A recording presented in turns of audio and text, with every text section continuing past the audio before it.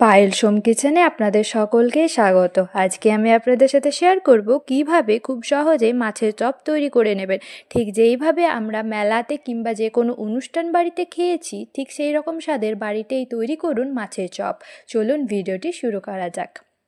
মাছের চপ বানানোর জন্য আমি এখানে বড় মাছের পিস নিয়েছি, 3 পিস নিয়েছি বড় মাছের। চেষ্টা করবেন বড় মাছের পিসই নেওয়া, তাহলে মাছের চপটা খেতে ভালো লাগবে। প্রথমে মাছগুলোকে একটু ভাপিয়ে নেব।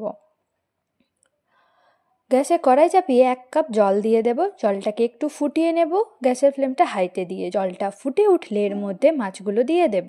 মাছগুলো দিয়ে অল্প পরিমাণ নুন দিয়ে দেব, আর এটাকে 10 মিনিট ভাপিয়ে নেব।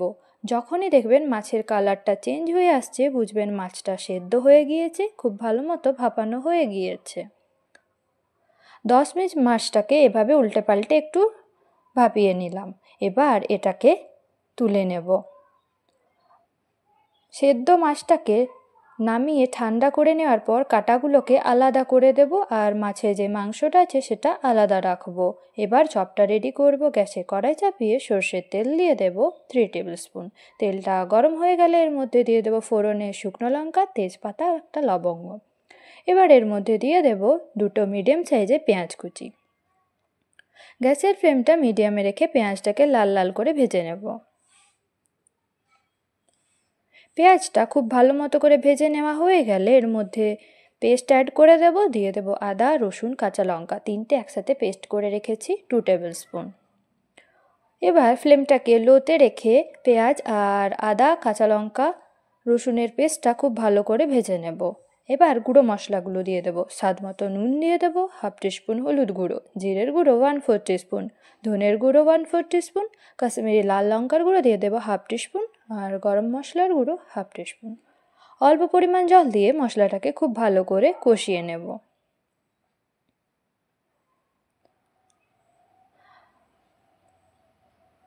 মশলা থেকে যখনই তেল ছাড়তে শুরু করবে, বুঝবেন মশলাটা খুব ভালো মতো করে কষানো হয়ে গিয়েছে। এবার সেদ্ধ করে কাটা ছাড়িয়ে রাখা মাছটা এর মধ্যে দিয়ে দেব।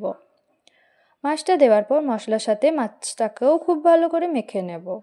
এবার আমি এর মধ্যে দিয়ে দেব সেদ্ধ করে রাখা আলু। আমি এখানে 3টে আলু সেদ্ধ করে রেখেছিলাম মিডিয়াম সাইজের। খোসা ছাড়িয়ে আলুটাকে ম্যাশ করে এর মধ্যে দিয়ে দেব। মাছ আলু মশলার সাথে খুব ভালো করে ভেজে নেব। গ্যাসের ফ্লেমটা মিডিয়ামে রেখে এটাকে প্রায় 5 মিনিট মতো ঠিক এইভাবেই ভেজে নেব, যাতে আলু আর মাছটা পুরোপুরি ভালোভাবে মিক্স হয়ে যায়। খুব ভালো করে ভেজে নেওয়া হয়ে গেলে এটাকে নামিয়ে ঠান্ডা করে নেব। হালকা একটু ঠান্ডা করে নিচ্ছি, খুব কিন্তু ঠান্ডা করব না। এবার চপগুলো রেডি করব। একটা পাত্রের মধ্যে নিয়ে নেব কর্নফ্লোর 1 টেবিল স্পুন, দিয়ে দেব 1/2 কাপ জল, নুন দিয়ে দেব 1/2 টিস্পুন। এবার এই মিশ্রণটাকে ভালো করে গুলে নিচ্ছি। অন্যদিকে আমি এখানে বিস্কুটের গুঁড়ো নিয়েছি, আপনারা চাইলে ব্রেড ক্রাম্বসও নিতে পারেন।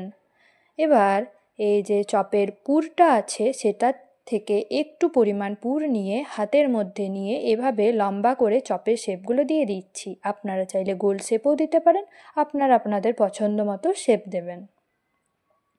একটু লম্বাটে করে একটু মাঝখান থেকে এইভাবে করে দিচ্ছি। ঠিক এইরকমভাবে শেপগুলো করে নেব। পুর থেকে সব শেপগুলো এভাবে করে দিয়ে দিচ্ছি। প্রথমে একটু নিয়ে এভাবে লম্বাটে করে গোল করে মাঝখান থেকে একটু চাপ দিয়ে দিচ্ছি। এভাবে করে চপগুলো রেডি করে নিলাম। এবার কর্নফ্লোর গোলানো জলের মধ্যে দিয়ে দেব। প্রথমে একটা চপ নিয়ে প্রথমে কর্নফ্লোর গোলানো জলের মধ্যে দেব, তারপর বিস্কুটের গুঁড়োর মধ্যে দিয়ে আবারও কর্নফ্লোর গোলানো জলের মধ্যে দিয়ে আবারও বিস্কুটের গুঁড়োর মধ্যে দিয়ে দেব। এখানে ডাবল কোটিং করতে হবে, তাহলে খেতে ভালো লাগবে। এভাবে করে সব চপগুলো রেডি করে নিতে হবে। দুবার করে এগুলো রেডি করে নেব।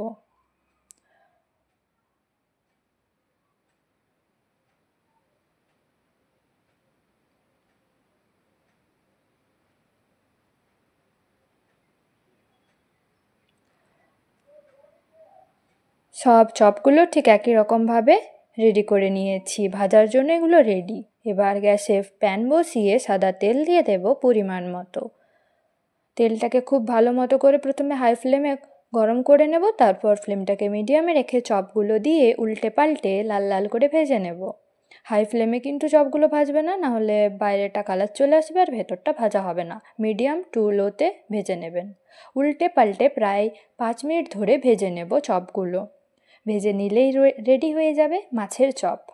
সন্ধেবেলা চায়ের টেবিলে সস, স্যালাড, চায়ের সাথে পরিবেশন করুন এই মাছের চপ। তৈরি হয়ে গেল খুব সহজে, খেতেও কিন্তু অসম্ভব সুন্দর। আপনারা অবশ্যই বাড়িতে তৈরি করে দেখবেন।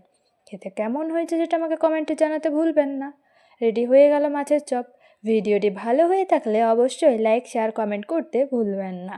আর আমার চ্যানেলে নতুন হয়ে থাকলে অবশ্যই আমার চ্যানেলে সাবস্ক্রাইব করে পাশে থাকা বেল আইকন প্রেস করতে একদমই ভুলবেন না, যাতে সবার আগে নোটিফিকেশান আপনাদের মোবাইলে চলে যায়।